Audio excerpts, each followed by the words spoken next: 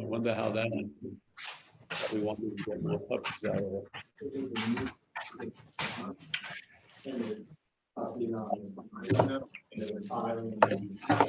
Oh, after 4 years.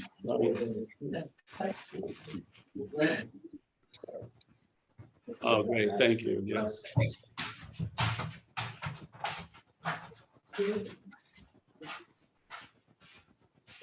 She's the greeter. Yeah. The most attention you're gonna get all day.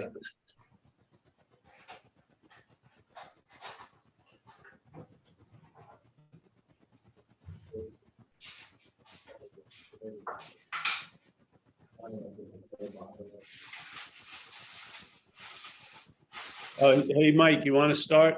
It's getting. Yeah, it's 3 after, so probably good. Well, let's say hello to everyone. Hello, everyone. We have my old friend Ed is here, and my homeboy Jeff is here from Baldwin, Long Island. Yes, right next to Rockville Center, Long Island. Yeah, sort of a lower, Yeah, much lower, like, cultural and economic, Not the Hamptons. Not the Hamptons, no, wasn't the Hamptons. It was just bad stock was being bred there, as we can see, Jeff. The Untouchables. The Untouchables in Long Island. All right, so hey, is anybody new here, Mike, today? I don't think so. Anybody want to wave their hand? We're all new. Yeah. No. All right, well, let me just get to it then. This message is of non-duality, has a lot of different direction than most messages. A lot of messages include the hearer of the message, and the hearer of the message is not really looked at, but everything else is looked at from that, the doer of it and all that. Yeah. So non-duality is just negating the assumption of us, really, which cannot be that great news for some of us. Yeah. And that's one of the common clear reactions is when, if you feel you're confused or seems to be going over your head, that's exactly where it's pointed at. We're trying to avoid you in a way, trying to sort of bypass you, trying to drill through you to get to what we can't miss. If you are everywhere, then I don't have to aim. I just got to miss you. Yeah. If I miss you, I'm going to hit everywhere.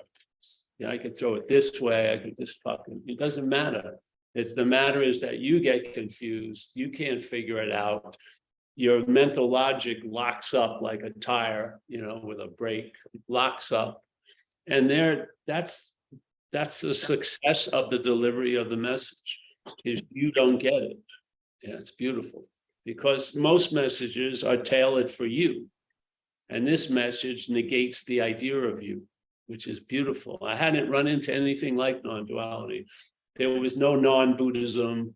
There was no non-Catholicism, no non-Kabbalah. There was nothing that had non, meaning not, before it. Everything was an affirming of something. What non-duality is a negating of something.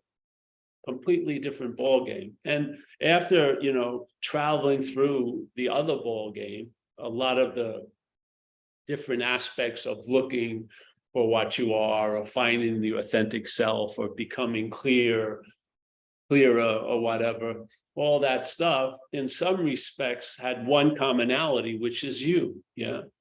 So every path that was entered seemingly by you. And after every path failed you, yeah, you can't believe that every path has failed. How would it have lasted for 5,000 years? Buddhism's been around a long time. That thing has been introduced thousands of years, and other things. Well, because the ingredient of you and everything is the aberrant.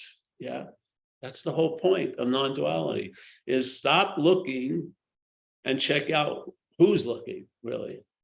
Yeah. And so instead of looking from what we're not, look from what we are and see what we're not. Because what you see isn't a visual thing. You'll see an activity, a mental one, that never brings what it's suggesting or insinuating or implying to light. It just implies, insinuates, and suggests. And I believe us as what we are pictures that suggestion and the implying and the insinuating and the constant reinforcing. We picture it as a body, yeah, that has a subjective experience. So it's so diametrically opposed right from the beginning because the body is an object, yet the experience is subject. Yeah, you're having a subjective experience. You're not meeting every object as an object. You're seeing this object and that object subjectively. Yeah. So the effects things have are more based on how you see it than what you see, because this is dreaming, literally. Yeah. If something was bad and inherently bad, it would be bad for everyone. That's not the case, is it? Yeah. Some people in AA recovery, we have this experience. Some people have an idea in their head that what was the worst thing that ever happened to them. Okay, so the worst thing, they got pulled over by the cops and were sent to jail, whatever. Yet what happens is they come into recovery and they realize it's not a fucking huge leap. They come to recognize that then them getting pulled over that day led to them getting into recovery. And what's happened in recovery now has given great value to that time they were pulled over. So the worst thing that can happen is now seen as the best thing that could have ever happened. What is it? Was it the worst thing that went through a transformation in of itself and suddenly became the best thing? No, it was how you saw it. And there's things called the Course of Miracles. It's like a download of information in the 70s. And they capture it as you and I are the dreaming of the dream. We're giving everything all the meaning it has. That's a subjective experience. Yeah. The objective experience is overridden by the subjective interpretation all the time. I had it when I was in the hospital. Got run over twice by a car. I ended up in a wing of the hospital where people who had similar traumatic accidents were in the same hall. And there was maybe 14 of us, a lot of them from motorcycle accidents. And some of us hadn't been drinking, started to drink. Yeah, they became alcoholics. Others who were alcoholics got sober. Yeah, there was all these different reactions to physical trauma that was quite similar. Yeah, this guy had 12 broken bones. I had 10 broken bones. There wasn't much difference. Yeah, after you get past 4 or 5, it's going to be the same level of fucking pain and suffering. Yeah. So what happened? And this is the idea of trauma now as being the origin of alcoholism or something. Yeah. Now you can see it that way, but to me, the origin of everything comes from the mind, the big M mind, and the activity of a small m mind. Yeah, which is being used to give a lot of meaning to shit. And I believe what makes a trauma isn't the event; it's your subjective take on it. Yeah. How it was seen and how it was reacted to was part and parcel of the trauma.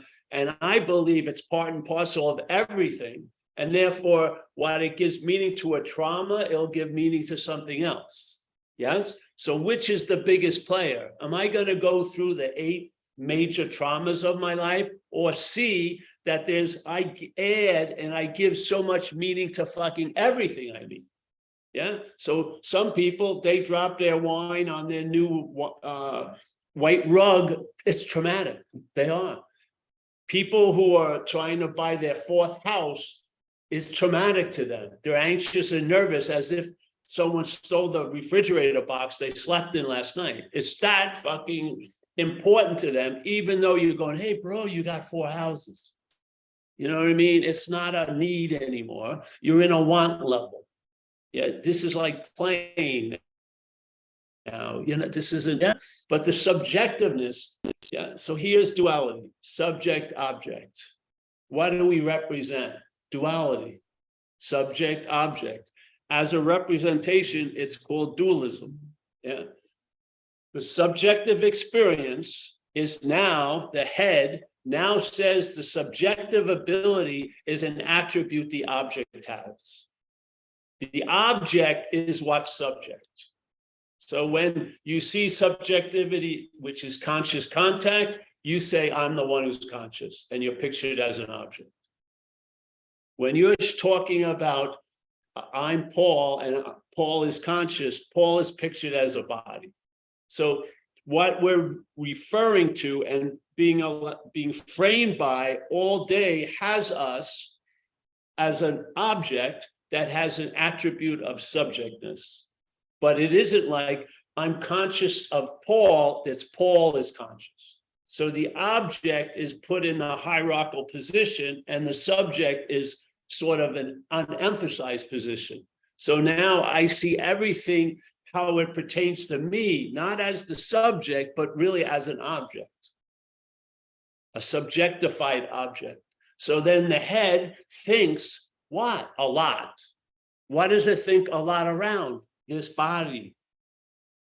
You meet people in recovery. If you had an X-ray machine and you went into an AA room, you would see, if you could see interest and attention like colored, like they do in those tests, like the CAT scan or something, you would see all this interest, attention just going around this body, this thing. Yeah.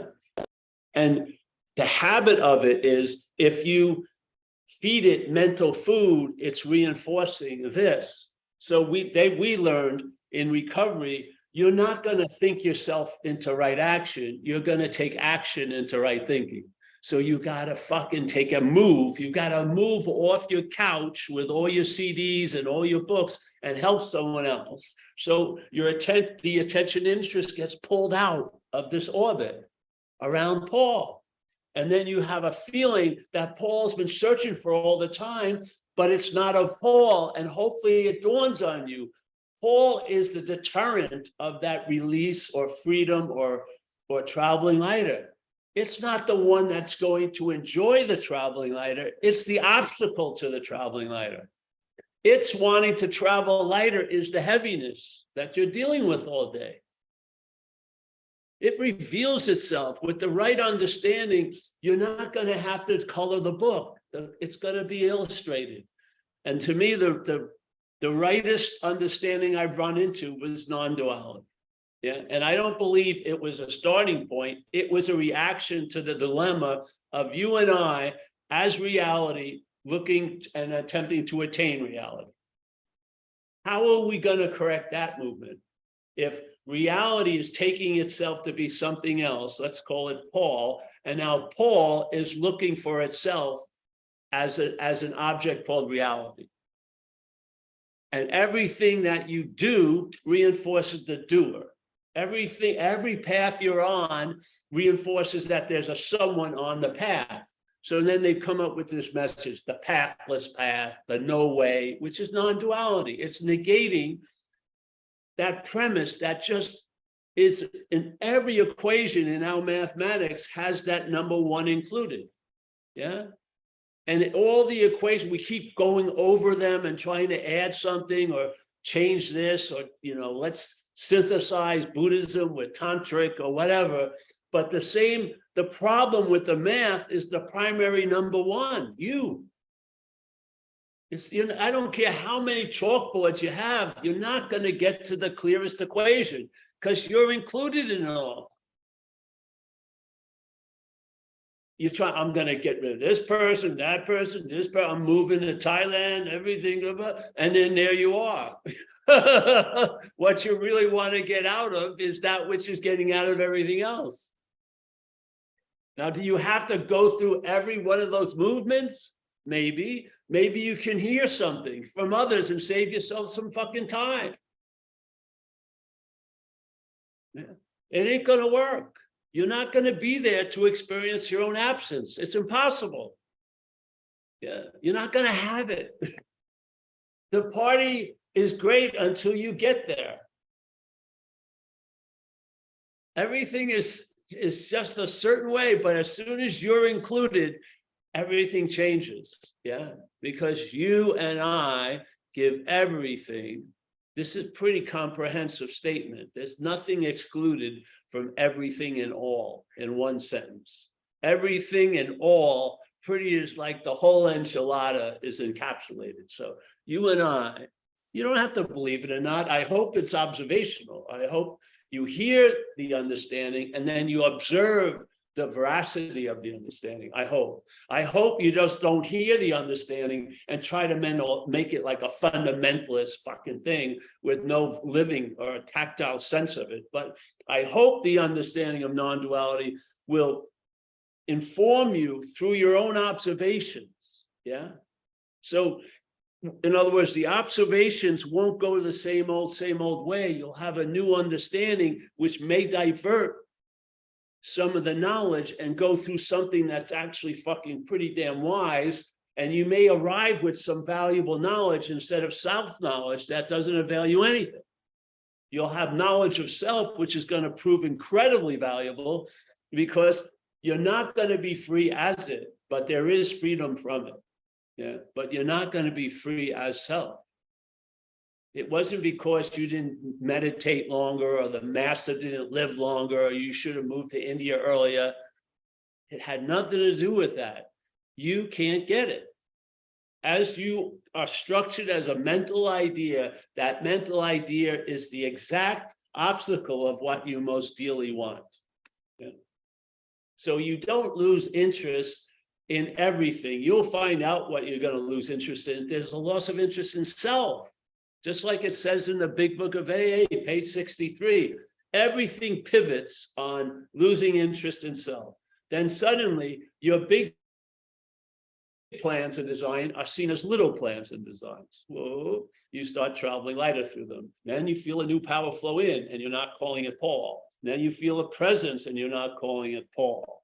Now you're learning you can face life successfully, not as Paul. Yeah. And all this shit starts happening. It was pregnantly available. All we've been waiting on is you. Yeah. And you're going to wait on forever. If you see you're not you, there you go.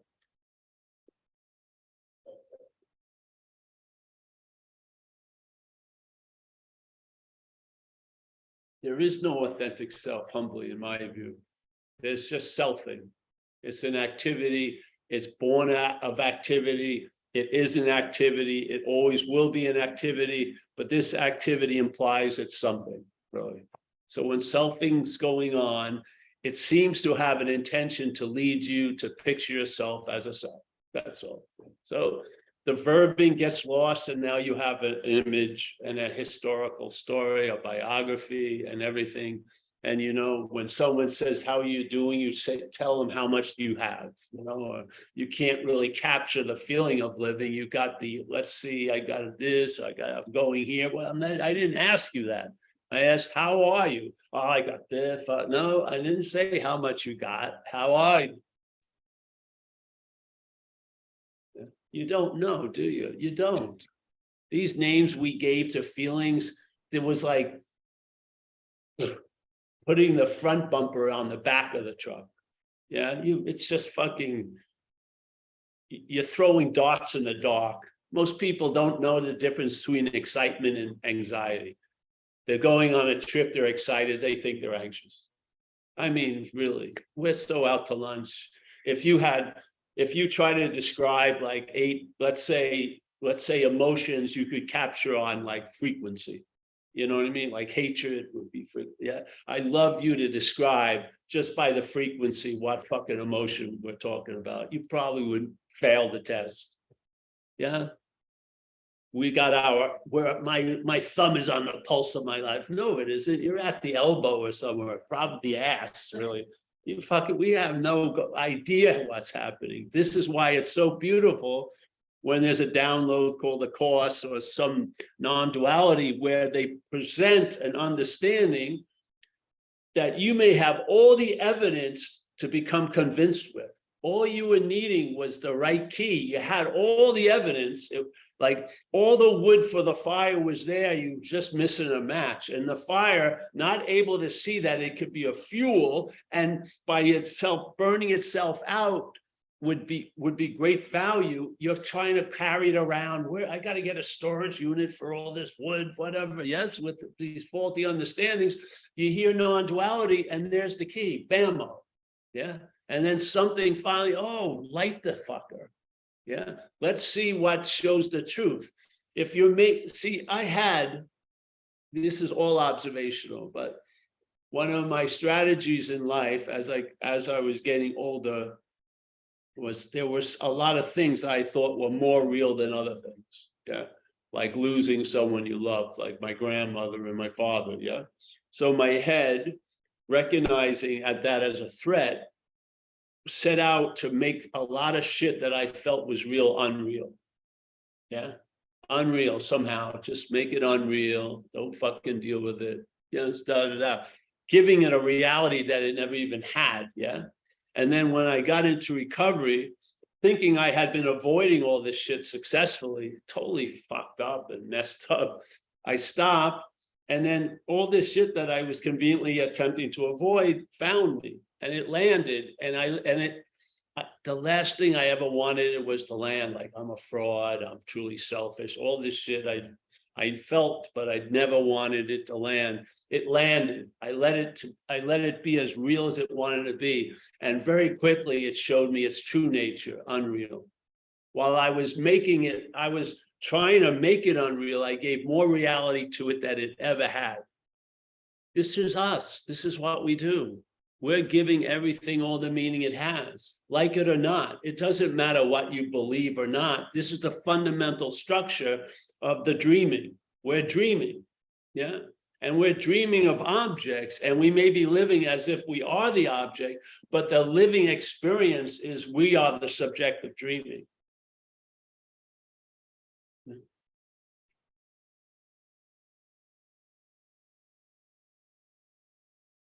It just doesn't fit. You can't have the object as the horse and you as the subject as the rider.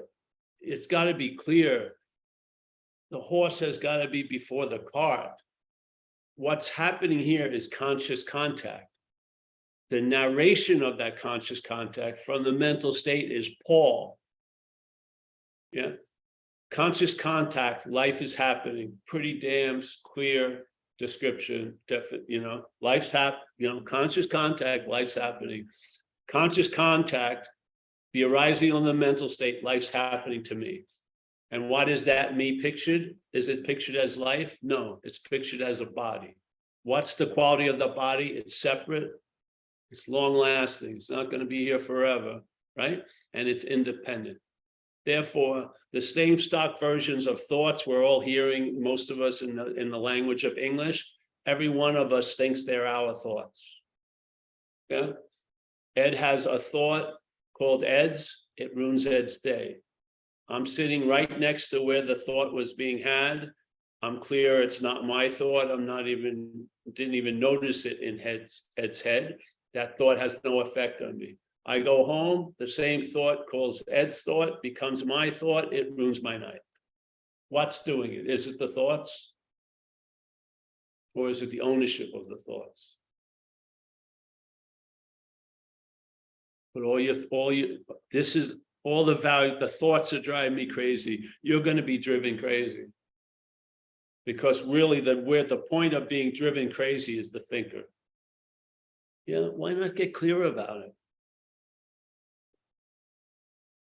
Why not get clear at least to some level where you get a sense of what's going on? I'm sure more knowledge will download. Yeah, they will. And it's not like there's more seeing, because you can't have more awareness. All there is awareness. There'll be being aware of more. Yeah. And in a sense, being aware of more translates into traveling lighter. Being aware of less translates into traveling heavy. That's the way it goes. Yeah. So you see stuff, what do you see? You see a lot of assumptions, a lot of inferences, a lot of. Do the thoughts appear on your outside? Are the thoughts playing out here to people? You know, I'm walking around, they go, Chris just had thoughts, I hate the fucking Coast Guard or something. Yeah. It's not, it's playing to a theater. It's playing in a theater. And even in recovery, you can tell something's trying to convince you to do something. Who's having that conversation? What's the head? Who's the head talking to?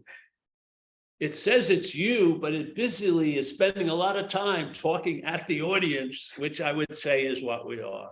That awareness, that whatever you want to call it, that which is the yay or nay, that which is going to lend faith to something that doesn't deserve the faith, or is going to direct faith into something that's reliable. As we call it in AA, the simple basis is perhaps there's a better way. Tell the truth about trusting finite self and allowing that faith to be moved to trusting the infinite. That's it. And the rose bush has the ability to bloom. That ability to bloom has now been shut off because of other conditions. Doesn't have a good big enough pot, has lousy soil, has no light, doesn't get any water. That potentiality of blooming is there, but it's not being fed by the condition. Yeah. You don't kill the rose bush, just move it. Move it into, even in our house, we know where the orchids do well, at the kitchen window. You move the orchids, the orchid is still the orchid. If you move it, it dies. It needs a certain condition. And we fell upon where it does well. Now they bloom twice a year, which is unusual. Yeah, not because it's an unusual orchid, it's just the right conditions are there for it to be the most orchid it can be. Yeah, so the same thing with us. The mental state is a jealous system. It doesn't want you to have any other system. Yeah, it wants you to think about everything. It wants you to go over everything. It wants to have you see everything as how it pertains to you, that it's made up. Yeah, this is called self-centeredness and obsession with self. I found the great relief that I feel I've experienced, which I have a lot of fucking gratitude for. I feel when relief abides, you're probably going to get a download of reverse engineering. You're going to know why you didn't have the relief, seemingly. Yeah, the relief will inform you why you didn't have the relief. And this is what I was informed of. And I had the incredible diagram in a played out episode called Active Addiction and Alcoholism, that if you can live through it, you can be a lot wiser from it. If you can live, I'm telling you, I tell people jokingly, but if you can live through a 10-day cocaine retreat, you're fucking gonna, and you don't die, you're gonna have a lot of fucking wisdom. You are, because you're gonna see the whole beast. You're in the head's parlor, and it's gonna reveal itself from head to toe. Now, you may not be able to make it while under its thumb, any evidence out of it, but when you get relieved of that dominance, you're going to know what you're not a lot. You're going to see the activity that implies there's a you, and you're going to see the act of yay or nay. You'll never see what's in the act of yay or nay. I don't know what the audience looks like, but I know this play is playing towards an audience, and this Paul is not the audience.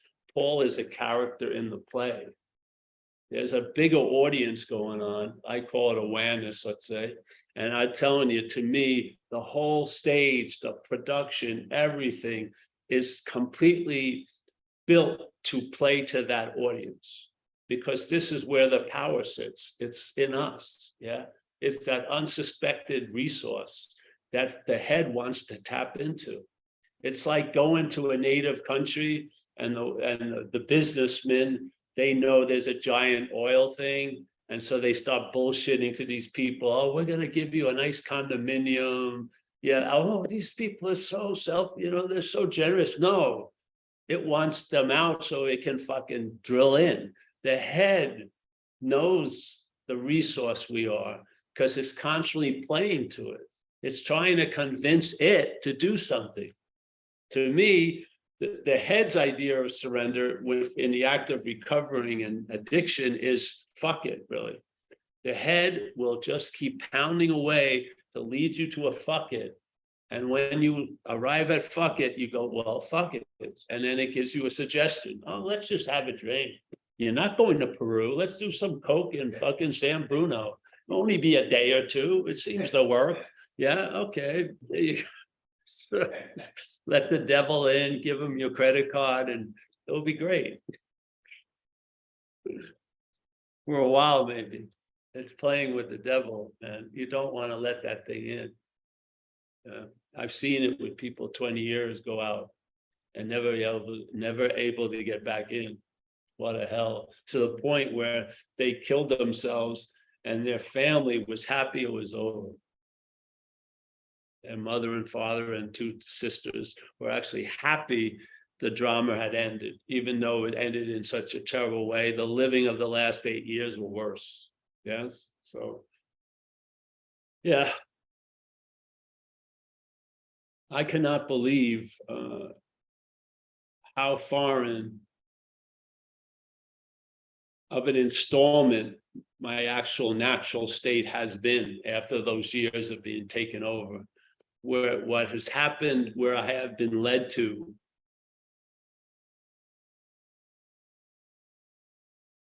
is like, if I was going to see blue, this is the bluest I've seen it.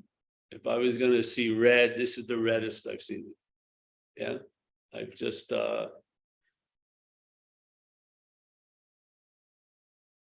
I'm always here, sleeping, awake, dreaming, and you cannot believe my head has wanted to leave here at any cost since I was about 6 years old on. I would do almost anything to try to get out of where I thought I was. I did, obviously. And now I've come to believe, I have been convinced that you can't escape from an imaginary place. What I believe is happening isn't happening. It's appearing to happen, but it's not happening. Yeah. That's the amazing thing. You can believe it happened so much and its effects can be erased in a second. Even if it's been pressing that image on you for years, if there's a revelation, it'll be like there was no pressure, there's no mark that it was ever there. This place isn't a real place. We are real. We're the living of this dreaming. Yes?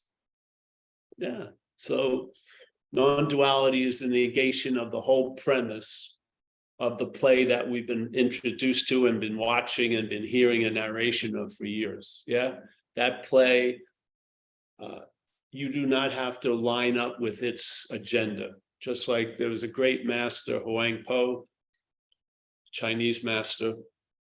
One of the reasons I really like him is one of his followers was a scribe for the emperor's court in China. So when he went to a talk, he wrote about it that night. It's not 300 years later. He wrote it when it came out of the horse's mouth. Beautiful stuff. And one of the many things he says is whatever can be perceived cannot be perceiving. Yeah. See the beauty of it? So you can be perceived, Ted. Ted, Fred, Ed, yeah. Yep, this is being perceived. Yes, we're all in the act of perceiving. Yes, we're perceiving the door, everything like that. And his statement is he's not fighting that. What, there's a lot of perceiving, but whatever can be perceived cannot be that which is perceiving. Yeah. So Ed, who's here, on in you. Ed, who's being perceived, cannot be that which is perceiving Paul. You see it? How beautiful it is?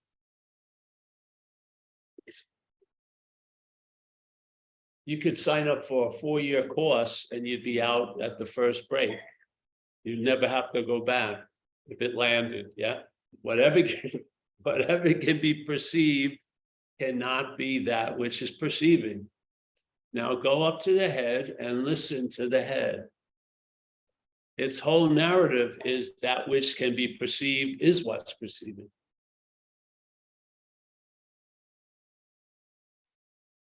Yeah, just sit with that. Like with these nice gongs here. Ding, it's from the phone. It's a new thing I have. Every time I say something very profound, it goes off. Ding, ding. It's usually the light of the room will change colors. Anything that helpfully make it work. Anything. No. So yes, that's it with the non-duality. So non-duality, in my view, is you are actually what you're looking for.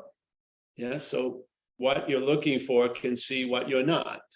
And what are you going to see what you're not doing? Looking for what you are in some form or another. Yeah. And from seeing it from what you are, it will make complete sense. It won't look cryptic. It won't look, I got to wait for the master mathematician to interpret this equation. No, it'll just be fucking obvious. Yeah. You'll see the activity of what you're not, which is mental activities implying something. They can't make that something. They cannot make self appear. They imply that self is already here and it's gonna be here. Yeah. But in fact, it can never show you a self. There is nothing there. It's all of you. Yeah. So I try to travel light, and all my attempts to travel light induced more heaviness, to the point where I was at wit's end, truly. And I'd given up all hope, and life struck me sober, truly. I wasn't looking to go anywhere. I just wanted to stay oblivious until I went to the next institution, jail or death, because that was basically the recurring theme in my life. Yeah. And I had given up all hope. I'd spent 2 years in Delancey Street. They told me it was over. They were wrong, and I just given up hope, and just sitting in that trailer in a hopeless state of mind and body, something whacked me. And this little light came through the door that it's a seemingly hopeless state of mind and body, truly. That there is, if you are unconvinced, it won't be so convincing. Yeah. If you, what you are, gets a little more attention than what you're not, you're probably going to see what you're not as not you. Yeah. And so that's what happened in AA. And AA set off situations, and I don't care how it works or not, but AA seemed to come first. And then I ended up hearing about non-duality, and I had seen non-duality. Yeah, I had seen a lot, but I didn't have any kind of frame. And the old frames of Buddhism and stuff weren't fitting what I was seeing. And then, bammo, I was introduced to non-duality. And then that understanding clarified the misunderstandings that were continuing to be taken as me. And there, even though my drive to lose interest in self was an interest in self. My wanting to get out reinforced this insane idea I was in. I mean, in a sense, every movement of mine was doing the opposite of what I was hoping for it to do. And not seeming to have much power over that. Yeah. I was convinced. And that was it for this topic, really, since then. The only thing I've done is satsangs and do what I do in recovery, habits of being sober. I'm not going to radical sobriety or extreme radical sobriety, or having the blood rush down to my head longer than 30 seconds will help me. Yeah, that's fine. I don't care, but I'm just traveling lighter. Right now, the pause is never a stopping. we're paused in Saturday, yeah. But how long does Saturday last? No one gets captured in Saturday, do they? You paused a little bit and then you move to, it's like how long does it take you to get to the next stage setting? You know, you got to run from this one to this one, that one. But basically, there's an overall flow that doesn't have these compartmentalized things called days and months and years, you know what I mean, and hours.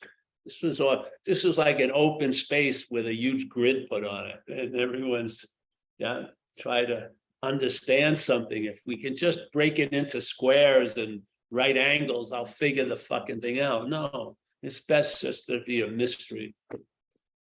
Yeah. So I don't know what I am, but I know what I'm not. And I'm not what's presented by my head. I'm not, that's not even close to what I probably am. But I have no interest in finding out what I am. I actually believe I'm being what I am. And being it, it doesn't really have much interest in knowing it. Yeah. Not being it, you think knowing is the next best thing. I don't believe that. If you're being it, knowing can be a deterrent in a way. You're wanting to know what you are is reinforcing a mistake that you're not. Yeah.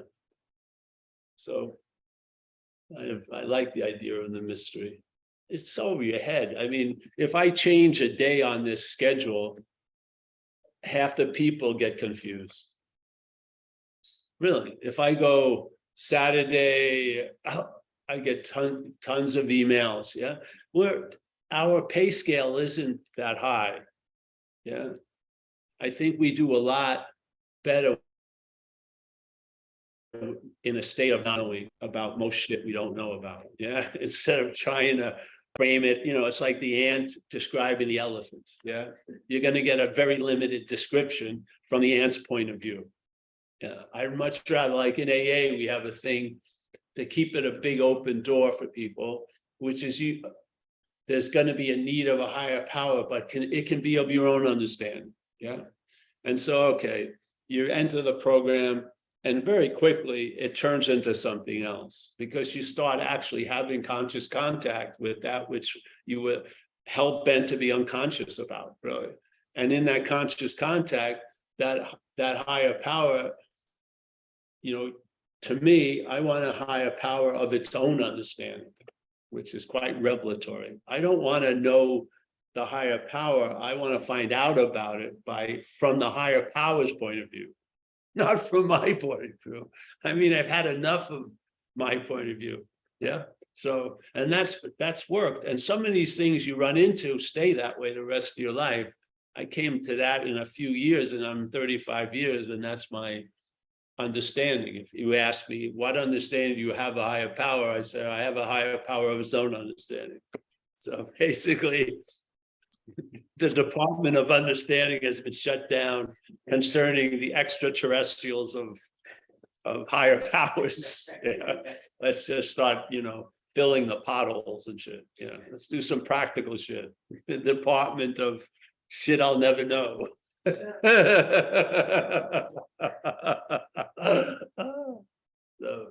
So yeah, I'm happy to be here. We're gonna be, yeah, I'm happy to be here. We have a new customer now. She's in the laying down sect of Zen Bislap, which I recommend. Yeah, she really, look at it. She's breathing it in. She's getting it completely. There it is. Yeah. All right. Anyone have a question here? No, of course not. Anyone question on here? Mike, are you doing it today? Yep. Carolyn T. Carolyn. Hey, hi, Paul. Thank you so much. I loved what you had to share this morning. Thank you so much. I have a question for you, just based on the last couple of sentences that you shared. If somebody asked you to define your higher power, what would you say? It's always available at all times, right where I am, with no requirement necessary to meet it. That's my stock answer in recovery. You think we lost you? I'm just processing that. It's always available right where I am. Yeah. Right where you are, with no requirement necessary to meet it. Hence, you are it. Hence, you are it. Yes. Yeah, inevitably, it's going to lead, especially if you're looking at things as what you're not, you're going to fall into what you are, and you probably could use the term higher power to call yourself. Literally. Yeah. Yeah, it's crazy. Well, yeah, because the head for its story to continue with as much oomph that it wants, it can't include that possibility. When you lose interest in that head, a lot of other possibilities become available. Yeah, because the head doesn't want to have a lot of possibilities because it sees them as threats to its position, which is the position of being you. Yeah.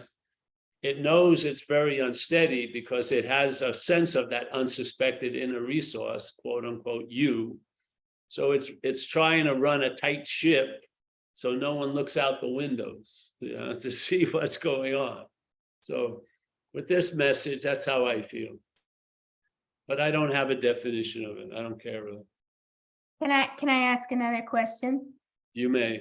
What then is the difference between thinking that you're God and running the show and understanding that, no, I'm not that, but God is me, in me? Well, you're going to find that out. That's the great joy of it, honey. You're going to find it out. You've already had enough examples of thinking you're God. Now you're going to find out what it's like to sort of have it in another condition. Yes. Yeah. So, yeah. See, this is what happens. That which is thinking it's God doesn't even allow you as God to entertain the possibility because it's forbidden. You'd be a motherfucker. You would da da da da da da da da. No, it's pure projection of what it does when it's God. Yeah, you may be a humble and laid back and chilled out completely. Yeah, you got to find stuff out. You're not going to know. This is what happens in AA. Many people, they want the stare guaranteed before they step out. Here, you step out and a stare appears. Yeah, that's been my experience. Yeah, so there's no guarantees. I want to know before. No, all you can know the best is what you're not. If you have enough evidence about that, it opens you up for a migration. Yeah, the interest and attention that has been wedded to that and the offspring it brought about, yeah, you want to move on, yet you can't seem to get out of it because you believe you're in it. So something else does the moving. And then you observe the migration and you observe the effects of when the interest and attention that used to be on Paul is now somewhere else. And you get to see life, not from the eyes of Paul, but from the eyes of something else. Yeah. Yeah. And then the idea of Paul and the size of Paul and the activity of Paul is put into proportion. And that which, when it's too blown up, you can't really see it. When it's shrunk, you'll see it very clearly. And it's not you. And I found in this case, that's where the relief came from. I saw, first of all, alcoholism, but then it spread to really the underlying condition. I saw what they imply with the word self in recovery as foreign to me. And as soon as I saw that, the possibility that had been latently available but unsuspected came right in, which is I can be free from it. And then to top that, it gave me a quick survey of my life since 6 to that present moment when I was 40 something, just like skimmed over it. And the basic theme was self trying to get out of self most of the fucking time. And I had been presented with that story of a lot of other fish in recovery that they realized, yeah, self can't get out of self because they had been doing just that. So they came to a conclusion after years of trying to get out of self as self, they came to a conclusion, self can't get out of self. Yeah, so I am convinced of that. And when I was convinced that I'm not self, that's getting out of self. Getting out of self looks like you were never in it. Getting out of self to self is I had an incredible experience. And I went really far away and I jumped from a very high altitude and I landed to some really cold water and I forgot self, yet self is returned, yes? This is not getting out of self, it's realizing you're not in self. Completely different. And hopefully, when we're sharing, that seamlessness doesn't get deterred or detoured, because this is the simpleness of it. You can't get out of an imaginary place. Seeing what you're in as an imaginary place, or the one that's in it as an imaginary person, is the experience of getting out of it. It's not produced by escaping in, it's by realizing you're not in. You have an experience of being out of it, but it wasn't triggered by you escaping anything. Yeah. And then you see this happen. There's a strong loss of interest in the whole fucking circus when it comes to town. It will keep coming to town. That's its circuit. Yeah. But you won't be attending all of the 3-ring shows. You'll be looking at the hummingbird or tons of stuff. Yeah. Yeah. You'll be available, present and available. There's a lot of beautiful invitations all day we're not seeing because we're hell-bent on looking for something. When you've given up the looking for something, you see a lot. Yeah, there's a lot of beauty in our own yard and shit. You can get caught up in the backyard at our house and be there for hours. There's so much, all these different things blooming at different times. It's great, yeah. But if you're not, see, the thing is, I believe we're all available and always present. But I also believe that most people don't believe that. They don't. They believe they have to do something to be available and they have to do something to be present. I don't believe that. I don't believe, I believe the basic premise is I'm available and present, and something I can be available to is an idea that I'm not available. I can be available to that, but it's always availability, just like faith. If you don't have faith, that's faith in that. Yeah. So I think we're always available and always present. We may not be thinking that or believing that, but it doesn't make it not so. And you can tell, get on a train of thought, and when you dropped off, it seems like an immediate, and you're at the same station you've always been, the present moment. You never fucking go anywhere. I mean, how many times do you have to take the same trip to get the same message on having never left? After a while, how you travel the next trip is going to be different, because you know what you're going to arrive at, you're going to be greeted with on having never left.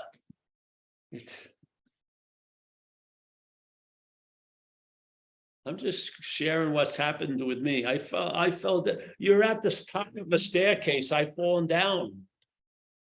I know where you're going to hit on the third stair, your head. I've seen it. I've been at thousands of satsangs. You know,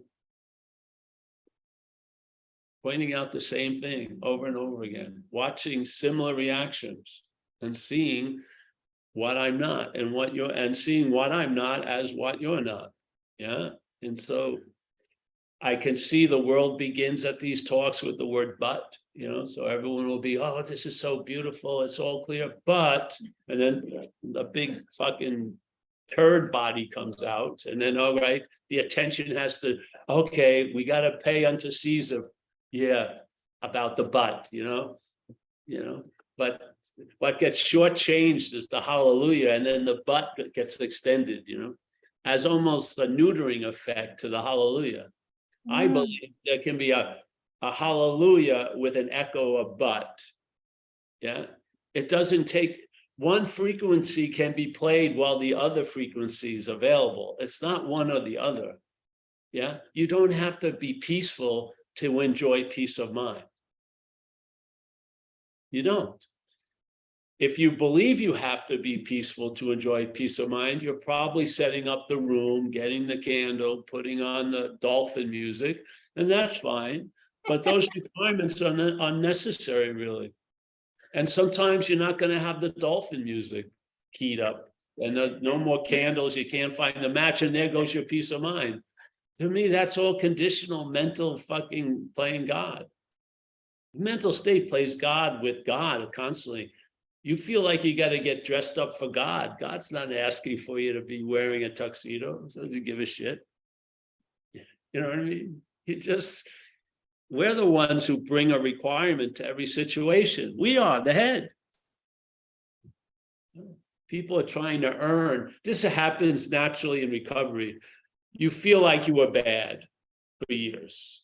Yeah. And so you get into recovery, and let's say you've now escaped the dominance of the mental thief, but you now are in the fiefdom of the mental policeman.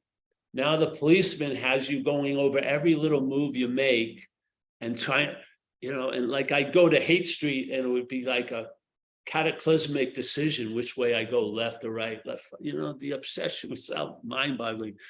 Going over all these things, all the amends I make to people, and they would be seeming like I left such an incredible tattoo at that person. I meet them, they didn't even remember what I was fucking talking about. My great imprint on people was all up here, all this stuff. So here, you're awake, we're awake. Just all this stuff couldn't have been entertained. You could not entertain not being awake unless you were awake. You could not entertain the opposite of your actual condition, which would be dualistic, without the condition. The awakeness is the only thing that gives you the ability to say you're not awake. You put all the weight on the not awake. What's allowing that incredible impossibility is awakeness. Yeah. Do you choose to wake up? You open your eyes, that which was there on the other side of the eyelid hadn't gone away. It's sort of like the car is still in the garage if you're not seeing it on the driveway. When you open up the garage door, the car doesn't appear, it was there, and then it drives out. So awareness, we're all awake, we're on now. And all the shenanigans we try to believe in, it still hasn't put it out. Yeah, you would have thought it would have just shut down the worst day I ever had, but no, just saw that, just like it sees the best days I ever had. It seems to be indiscriminate with its ability to hold the space for whatever's going on. Yeah. I don't believe, how can you say you're not awake? Well, because I'm feeling uncomfortable and thoughts and I get affected by this. No, that's all in the mental realm. Yeah. If most of our attention and interest is in the mental realm, we're seeing the narration of a skirmish that's not even happening on a larger field. What's happening on the surface isn't affecting the depth, Not one tattoo I've gotten in this life has left an impression on what I am. Nothing. You sleep like a babe, don't you sometimes? And a lot of people have smiles. All their fucking transgressions have been null and voided. You're the courtroom. You're the fucking judge. This is what we were talking about the other day. Even in the judicial system, they have a statute of limitations. Does your head have a statute of limitations, or is it still beating the shit out of you for something that it says you did 40 years ago while under the influence? When is that going to be fucking canceled? When does your record get erased? It isn't because I did enough goodness. It doesn't give a shit. It keeps open. It has those files at any moment. It can go back to the big convincer. You should have gave your mother money that time. You've been convicted already. Most of us are just living out a sentence. We don't even have to have a jailer to lock the door. We close the door on ourselves. The head is playing God with God all day. When does the freedom, when does the relief from guilt and shame show up? When? Do you believe you did a lot of that shit while under the influence, that you sat around and chose to do it? You were compelled to do it. Something took you and used you for transportation. Something drove you, and the same fucking driver drove this car. And we ended up in the same 3 parking spaces, institution, jails, and death. There's an invaluable bit of knowledge in that. All us seemingly different cars driven to the same 3 parking spaces, I'd say we've been driven by the same driver, and it's not us. Yeah, so. All right, anyone have another question out there? Thank you. She doesn't have any questions. That's the beauty. She just comes up and gets what she wants. Yeah, little head rub. Yes, go ahead. Esther. Esther. Hi, Paul. Hello. I have 2 things I wanted to discuss. One is, Things you wanted to discuss. well, one I wanted to share. I wanted to Uh, share that I said goodbye to my, I'm having a baby. what? I think it's yours. What? Nothing. Things you could discuss. All right. I wanted to say that the psychiatrist that I said goodbye to said that he should have said goodbye to me much sooner because I'm doing incredibly well. Bravo. Bravo. And it was so cool because I obviously Never more wise than thoughts from a therapist. Very good. Yeah. And then there's quotation from Nisargadatta, Sri Nisargadatta Maharaj. You do not suffer, only the person you imagine yourself to be suffers. You cannot suffer. But what happens when I'm trying to clean the apartment? All of this not knowing what to do with stuff. I guess the head is commenting how you're a failure or some kind of interpretations going on because I'm paralyzed and can't do anything with certain boxes because I don't know what to do with the stuff. And then For someone else to help you, just to tell you what to do with it. Well, you don't have to get to the root of it. It's not that deep, the root of it. Just ask someone else to say, hey, I think you could put this box there. Yeah, that's all. Oh, I don't have to go then. No, I don't think so. Keep it on the consequential level, just the moving of a box. There's not moving a continental shelf or anything. Yeah. Remember, Esther, the death of the idea of self is irrelevance. Yeah, it makes all this shit important to get a gleam of importance from it. Yeah. Boxes, just ask someone else's advice. Where do you think I should put these boxes? All right, there you go. Yeah. It doesn't have to become psychological, I don't feel. Okay, but Unless you put the psychological shit in the box, then take the person to take it to the dump. That would be good. well, That would be clear, orderly direction right there. Yeah. Put the psychological shit about the box in the box and take that to the dump. I can't throw it. That would be good. Mm. Yeah.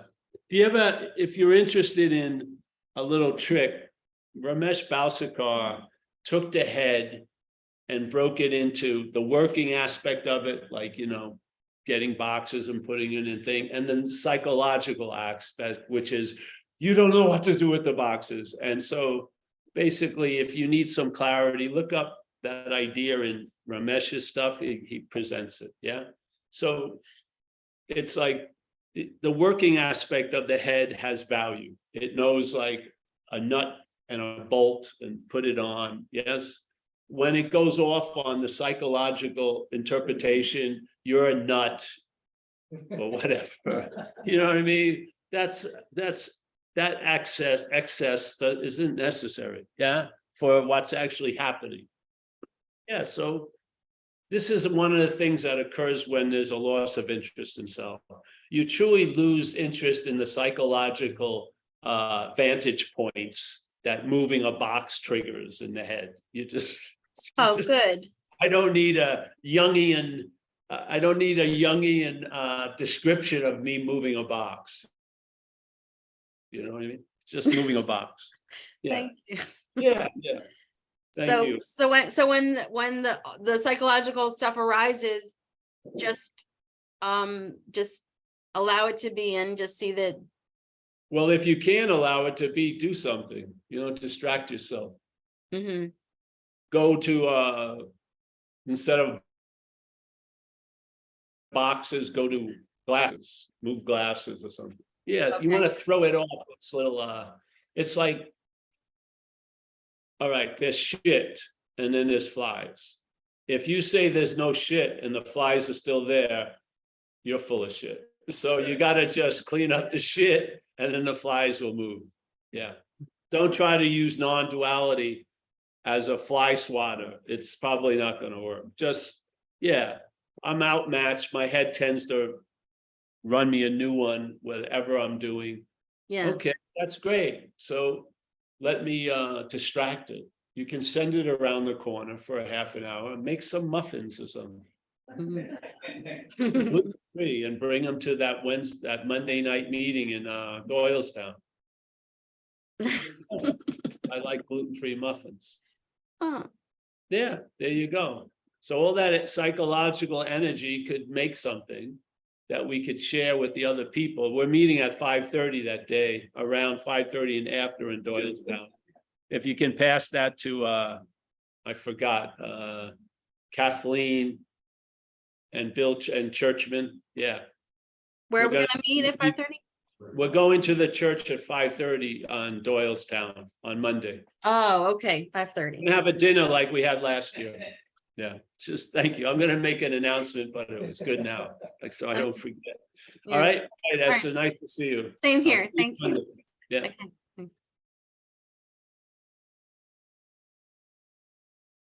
yes, that's it. Mike, anyone else? No hands. I think that's nice.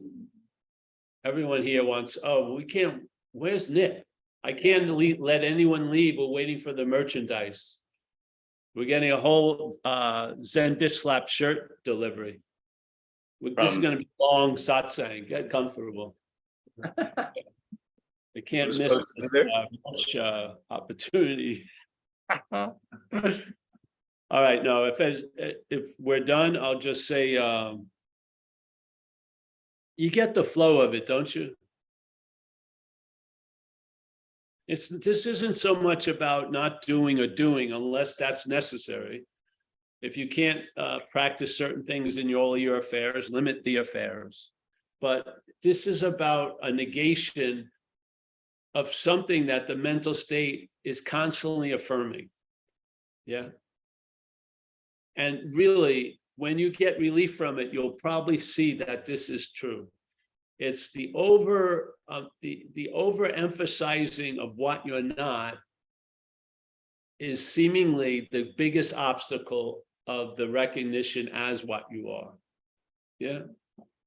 This is the premise of non-duality. I believe in it wholeheartedly. This is how it's worked with me, and this is how we present it. Yeah. So it isn't so much what you do, it's who's the doer of it, because the doer is where the bondage will occur.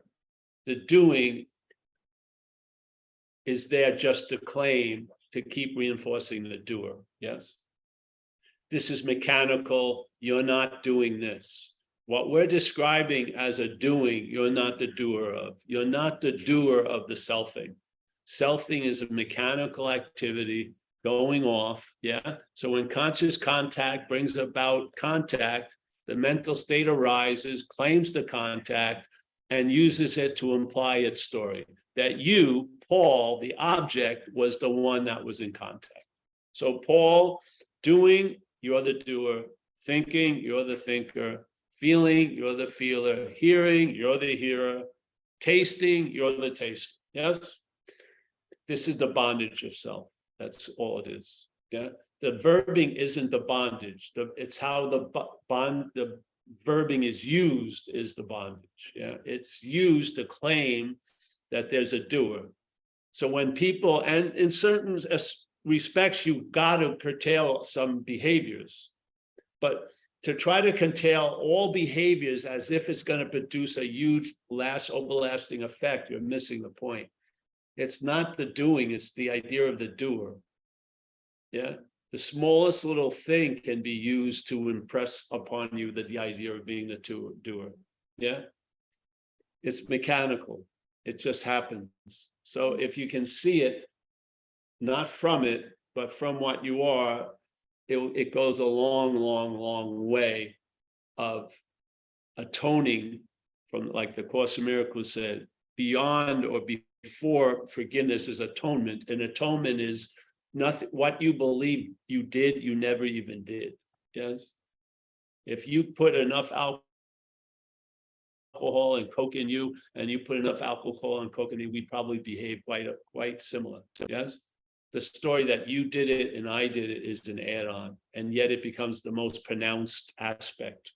It comes after all the story, all the action of the story. Yeah. And it becomes the one emphasis of all the actions, you. Yeah. So hey, we're gonna go have a coffee, I think. Let me say goodbye to Esther. I don't know what happened with Nick, honey. Nick? Yeah. Oh yeah, let's pass the basket. I forgot. Paul, I was just gonna say goodbye to Paul Hedderman. That's pretty good.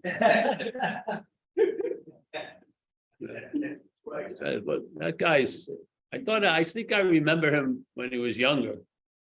Paul Hedderman. Mike, nice. Thank you, Mike. I'll see you soon. See you Wednesday in Hudson. It's Wednesday in the Hudson, hopefully. Chris H, nice to see you. Mike, as always. Mike Clark, down in Mexico. Miranda, always a pleasure, Miranda. Alexander, nice to see you again. Here you go, pass it on again. Let's pass it. Pass it 3 more times. Yeah, honey, 3 more times around the room. We got Roman, nice to see Roman. Mika, Mickey. Hey, listen, also, I want to announce there's no meetings Tuesday, Wednesday, and Thursday this coming week. There'll be no Zooms. We're going to be doing live stuff back east. Saturday, we will have the Zoom at the regular time. Yeah, yeah. Oh, great. Hey, Paul. Yeah, Hey, yo, are you gonna record that shit?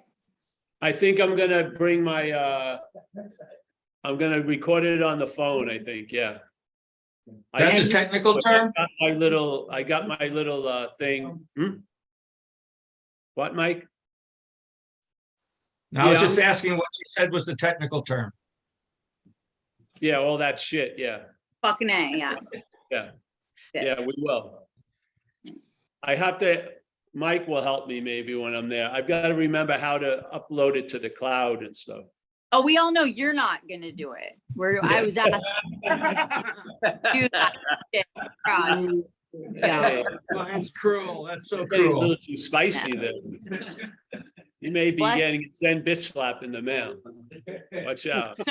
Oh, yeah, I understand. I know. I need help every step of the way.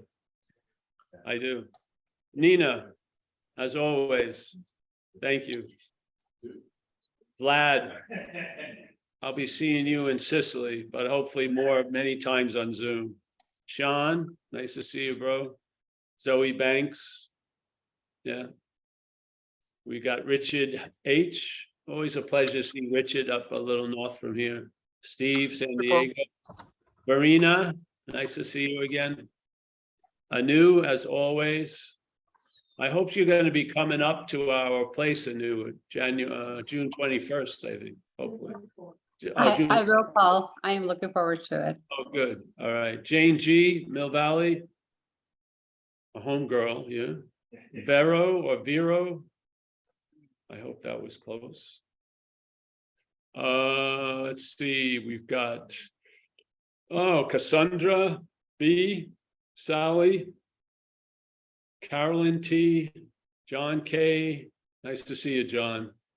I try to capture everyone. If I missed you, I'll see you soon. So remember, Tuesday, Wednesday, Thursday, no Zooms. Saturday will be, and we'll be uploading YouTube probably. I don't know how we do that. Mike, how did we used to do it? Well, yeah, if you don't do it, because like Miranda said, you probably won't, we can just do it here Wednesday night and Thursday. No, I'll do it Monday, Tuesday. People know what they're doing where I'm going. Yeah, I'm Okay, just well, gonna yeah. bring my little stand and I'll have the phone. We'll record it like we used to. Yeah. Yes, you can get the whole box set, except for Miranda from her little spiciness. Love you, Paul. Thank you. The whole box set. All right, thank you, everyone. Appreciate it a lot. I've stalled. Thank you. Thanks, Paul. Have a good trip. All right, thank you. Thank you. Bye-bye. See you guys. Oh, he's gonna come to the coffee shop? Oh, well, some of us, my best buyers, Ali and everyone are coming to this coffee shop. That's good. Well, that's nice. Thank you. Nice to see you, Ed, and everyone.